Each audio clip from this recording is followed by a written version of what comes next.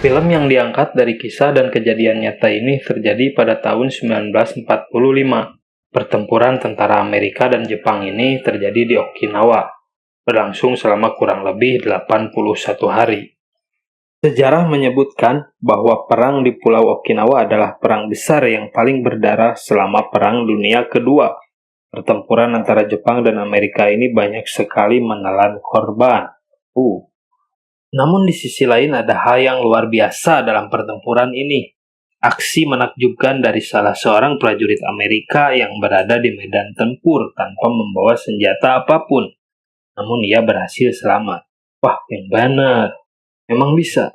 Ya, dia adalah Desmond Doss. Tokoh utama dalam kisah dan film ini yang diperankan oleh Andrew Garfield adalah sosok pria yang baik dan sangat taat terhadap agama yang diyakininya, hingga membuat Desmond Doss dikenal dengan pribadi yang religius. Oke, langsung saja kita rangkum, ringkas, dan ulas filmnya. Film diawali dengan memperlihatkan dua anak kecil kakak beradik yang sedang berlari. Balapan siapa yang paling cepat sampai ke atas bukit. Mereka adalah Desmond Doss dan Harold Doss. Lalu nampak seorang laki-laki sedang berdiri di TPU. Bapak-bapak ini bernama Tom Doss, ayah dari Desmond dan Harold. Beliau adalah veteran tentara Amerika yang selamat dalam Perang Dunia ke-1. Tom Doss sering nadran atau mengunjungi makam sahabat-sahabatnya yang gugur dalam Perang Dunia ke-1. Sambil minum, dia sering curhat dan bercerita tentang kejadiannya di masa lalu. Sepulang dari makam, Tom Doss melihat anak-anaknya sedang berkelahi, namun dia cuek saja. Hanya lewat lalu duduk di kursi teras sambil menyaksikan anak-anaknya yang sedang berkelahi. Lalu muncul si ibu dari balik jendela. Kaget melihat apa yang dilakukan oleh anak-anaknya, menyuruh Tom Doss suaminya untuk melerai dan menghentikan perkelahian itu. Namun Tom Doss malah ngeyel. Dia bilang dia hanya akan menghukum pemenangnya. Perkelahian semakin memanas. Emosi kedua anak itu sudah tidak terkontrol. Tiba-tiba Desmond mengambil batu yang ada di dekatnya. Dengan keras Desmond menghantamkan batu itu ke kepala kakaknya. Harold langsung terjatuh dan pingsan. Semua orang kaget dan bergegas membawa Harold ke dalam rumah. Menyesal atas apa yang telah dilakukan, Desmond nampak sangat khawatir, takut terjadi apa-apa pada kakaknya. Sambil termenung, tiba-tiba pandangan Desmond tertuju pada sebuah lukisan yang menempel di dinding rumahnya. Lalu Desmond menghampiri lukisan itu. Ternyata lukisan tersebut berisi firman Tuhan yang menerangkan tentang larangan mencelakai dan membunuh sesama manusia. Al's gonna be okay. I could have killed him. Yes, you could have. Murder, it's the worst sin of all.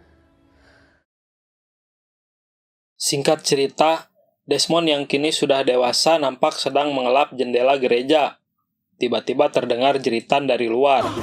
Bergegas, Desmond langsung menghampiri suara jeritan tersebut. Ternyata ada seorang pemuda yang mengalami kecelakaan saat sedang membetulkan mobilnya. Memberikan pertolongan pertama, Desmond mengikatkan sabuk miliknya di kaki pemuda itu, agar tidak banyak darah yang keluar. Lalu Desmond langsung membawa pemuda itu ke rumah sakit. Dokter di rumah sakit itu mengapresiasi Desmond, bahwa Desmond telah menyelamatkan pemuda ini dengan mengikatkan sabuk di kakinya. Did you apply this tourniquet? Yes, sir. Nice work. You might have saved this boy's life. Cita-cita Desmond yang ingin menjadi dokter mulai tergugah lagi saat sedang melihat-lihat pasien yang ada di rumah sakit ini.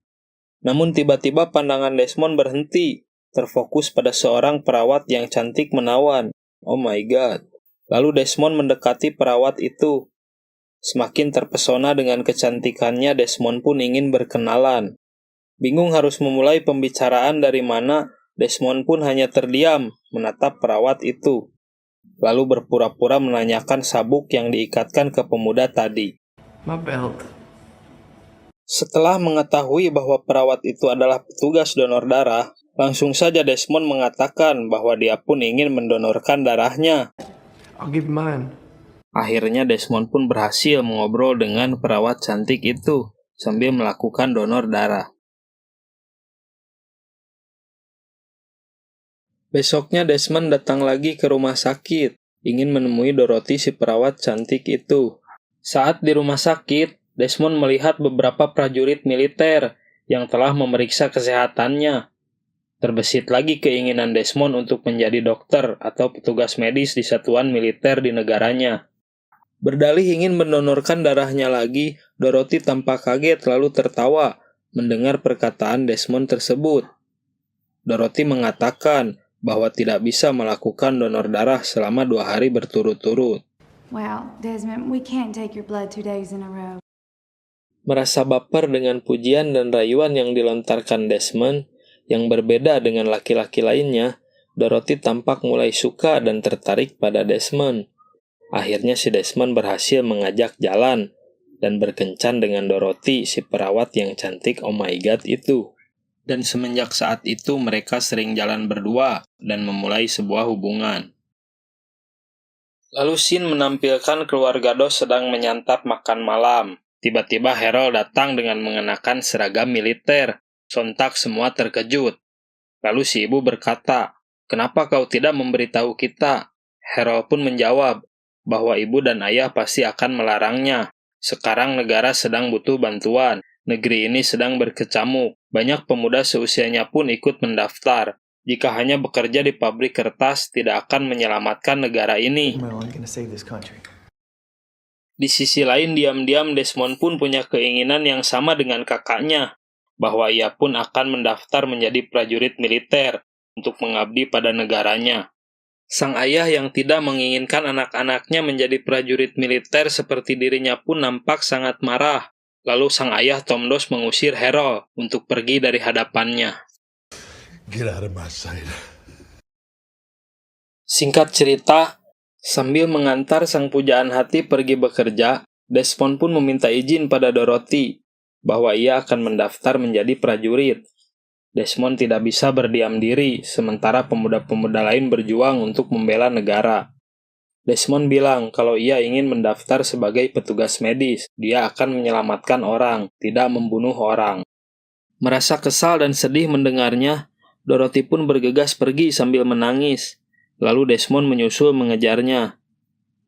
Setelah beberapa saat terjadi percekcokan, lalu mereka pun berdua berjanji bahwa akan melangsungkan pernikahan setelah Desmond selesai mengikuti pelatihan.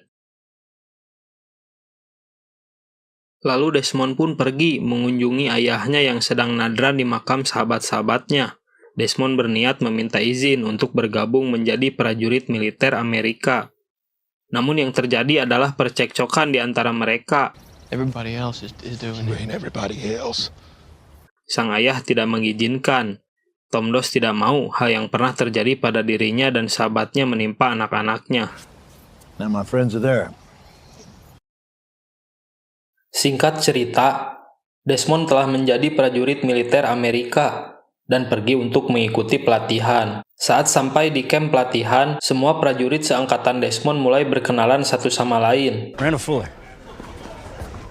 Desmond Doss. Tiba-tiba Sersan Howell sang pelatih pun datang.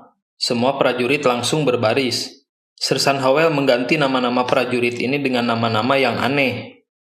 Karena perawakannya yang ramping, Desmond Doss pun dijuluki pohon jagung. I have seen stalks of corn with better physiques. Akhirnya latihan pun dimulai. Semua prajurit diarahkan untuk keluar dan berbaris. Menjadi bagian dari divisi infanteri ke-77, Desmond Doss prajurit yang cukup handal. Terbukti bahwa ia orang yang pertama menyelesaikan pelatihan fisik di dalam regunya.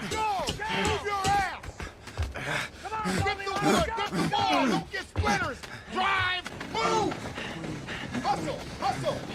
Get your asses across that line!